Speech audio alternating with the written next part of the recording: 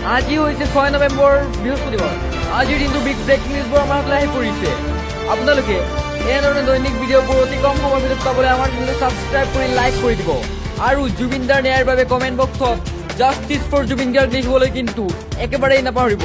জুবিন দাৰ ন্যায়ৰ বাবে আমি সকলোৱে কমেণ্ট বক্সত বলক একেলগে লিখো।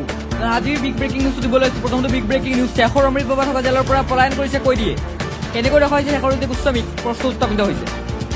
কেনেকৈ ৰখা হৈছে শেখৰজ্যোতি গোস্বামী আৰু অমৃত বৰা মহন্ত? শেখৰজ্যোতি গোস্বামী আৰু অমৃত বৰা মহন্ত কেনেকৈ ৰখা হৈছে? ডাঙৰ প্ৰশ্ন অসম চৰকাৰলৈ। আজি কিন্তু বিগ ব্ৰেকিং নিউজ। আৰু কেনেকৈ হাফলং জেলত সংঘটিত হ'বলৈ পালে এই ঘটনা?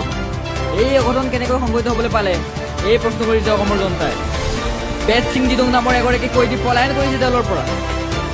জানিব পাৰিছো যে বিগ ব্ৰেকিং নিউজ আজি বেদ সিং দিদং নামৰ এগৰাকী পলায়ন কৰিছে জেলৰ পৰা। কটকটীয়া নিৰাপত্তাৰ মাজত জেলৰ পৰা কৈদী পলাল কেনেকৈ?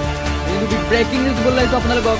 কটকটীয়া নিৰাপত্তাৰ মাজতে কেনেকৈ পলায়ন কৰিলে এজন কৈদীয়ে?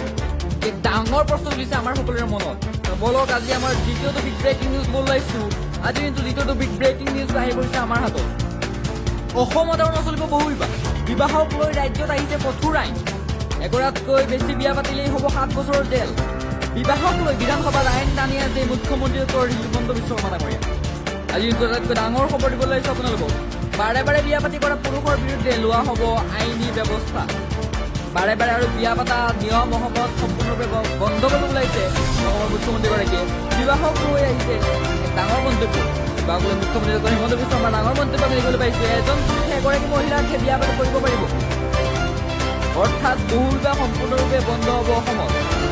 সুধৰুৱা হ'ব অসমৰ বহু বিবাহ ব্যৱস্থা। অসমত কেৱল মাত্ৰ এগৰাকী নাৰীকে বিয়া পাতিব পাৰিব এজন পুৰুষে। কিন্তু বিগ ব্ৰেকিং নিউজ।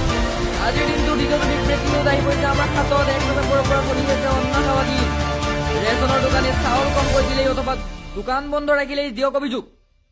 ৰাষ্ট্ৰীয় সুৰক্ষা আইনৰ অধীনত আপোনালোকক দিয়া হ'ব এই সম্পূৰ্ণ অধিকাৰ।